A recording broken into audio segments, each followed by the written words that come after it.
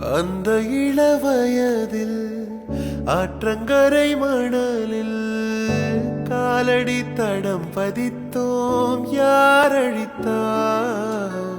நந்தவன கரையில் நட்டு வைத்த செடியில் மொட்டு விட்ட மோதர் பூவை யார் பறித்தார்? காதலர் தீண்டாத பூக்களில் தேனில்லை.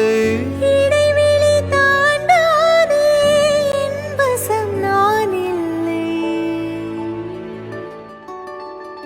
தொட தொட மலர்ந்ததென்ன பூவே சுட சுட